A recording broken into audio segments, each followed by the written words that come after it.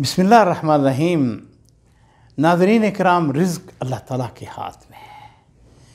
वो जिसको चाहता है, जहाँ से चाहता है, जब चाहता है अता करता है, जैसे चाहता है अता करता है। ये आज से कमो बेश कोई 80-85 से 90 साल पुरानी बात होगी। नजद का एक आदमी था, उसका नाम था इब्न जरबूह, बरेदा का रहने वाला था।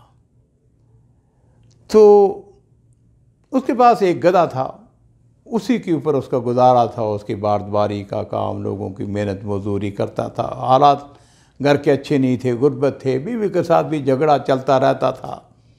मैं आमतौर पर कहा करता हूँ कि घरेलू झगड़े अमूमन 80% वो माली अमूर की वजह से होते हैं। घर में चूँकि ज़्यादा रिस्क नहीं होता, माल दौलत की फरावानी नहीं होती। तो खैर, ये इब्न जरबूह एक दिन ख्वाब में देखता है कि कोई इसको ख्वाब के अंदर कह रहा है कि इब्न जरबूह, तुम्हारा रिज़्क़ कुदस में है, बैतुल मक़दस में है, वहाँ जाओ, वहाँ तुम्हें रिज़्क़ मिलेगा।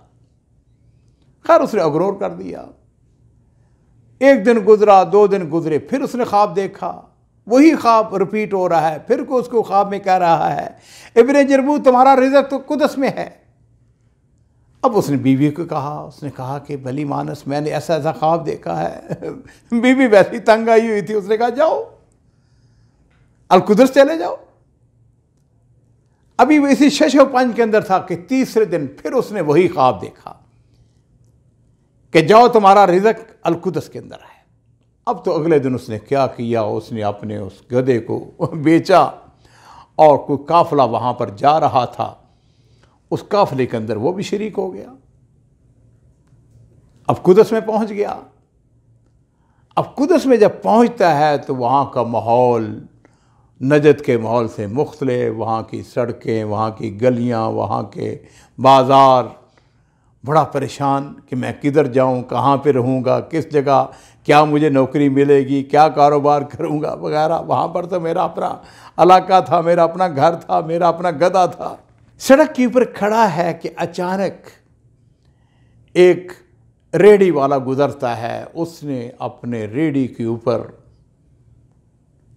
बहुत सारे अंगूर, और आपको पता है कि फ़लस्तीन के अंगूर बड़े खूबसूरत, बड़े शानदार, बड़े मीठे होते हैं। वो अंगूर उसने लदे हुए थे और वो वहाँ से गुजर रहा था। अब घोड़े को कुछ ठोकर लगी तो उसमें से 2 गुच्छे अंगूरों के वो नीचे गिर पड़े। अब ये आगे बढ़ा और इसने उन गुच्छों को, उन अंगूरों को उठाया और उसने उसको आवाज़ दी। उसने कहा, भाई रुक जाओ, ये तुम्हारे अंगूर गिर पड़े हैं, इनको ले जाओ। उसने अपनी रेडी को रोका, उसकी तरफ देखा। उसने, अब वो जाहिर बात है कि बहुत ज़्यादा अंगूर उसके पास थे। उसने देखा अजनबी शख्स है। उसने कहा, ये तुम्हारा रिज़्क़ है, खाओ तुम, ये तुम्हारा रिज़्क़ है। उसने उनको अपने हाथों में लिया और बड़बड़ाने लगा। उसने कहा, मैं इतनी दूर से आया हूँ, इतनी मेहनत की है, मैंने अपना गधा भी बेच दिया है, और फिर उसके बाद मुझे ये सिर्फ ये 2 अंगूरों के गुच्छे ही मिलने थे। और वो जो अंगूरों वाला था वो उसकी बात सुन रहा था।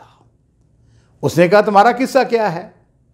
उसने, मेरा किस्सा ये है कि मैंने ख्वाब के अंदर देखा, 1 दिन देखा, 2 दिन देखा, 3 दफ़ा देखा, और मुझे बार बार यही कहा जा रहा था कि तुम्हारा रिज़्क़ कुदस के अंदर है, और मैंने अपने गधे को बेचा। अब वो जो अंगूरों वाला था, उसने उसकी तरफ देखा। उसने कहा, मैंने तेरे जैसा बेवकूफ़ आदमी को नहीं देखा कि तूने माल 2 दफ़ा 3 दफ़ा ख्वाब देखा और तेरे पास जो अकलौता गधा था तूने उसको बेच दिया। उसने कहा, 6 महीने हो गए हैं, मैं मुसलसल ख्वाब देख रहा हूँ। मुझे कोई कह रहा है कि नजद में इब्न जरबूह के घर में जहाँ वो गधा बांधता है, उस दरख्त के नीचे खोदो, वहाँ पर तुम्हारा रिज़्क़ है। लेकिन मैंने कभी तवज्जो नहीं दी। 6 महीने हो गए मुसलसल ख्वाब देख रहा हूँ, लेकिन मैं अपनी मेहनत मजदूरी के ऊपर लगा हुआ हूँ। मैंने तुम्हारे जैसा बेवकूफ़ कोई आदमी नहीं देखा है कि तूने 2-3 दफ़ा ख्वाब देखा है तो अपना वतन छोड़ के यहां पे आ गया है। इब्ने जरबू ने उससे कहा बहुत शुक्रिया तुम्हारा, वो चला गया। अब अजीज़ो, इब्ने जरबू फौरी तौर पर वहां से वापस अपने घर आता है। नजद पहुंचा तो बीवी ने देखा, उसने कहा हाँ तू जितनी जल्दी आ गया है, उसने कहा हाँ हाँ, और फिर उसने फाड़वा लिया। उसने वो जगह जहाँ पे वो गधा बांधा करता था उस दरख्त के नीचे उसने ज़मीन को खोदना शुरू कर दिया, और अजीज़ो ज़मीन को खोदने के बाद वहाँ से उसको एक संदूक मिला जिसके अंदर सोना भरा हुआ था। नाज़रीन कराम, ये शख्स उस सोने को बेचता है और आनन फानन अमीर आदमी बन जाता है, तजारत करता है, और आज भी कसीम के इलाके के जो बड़े ताजर हैं उन ताजरों में एक इब्ने जरबू है।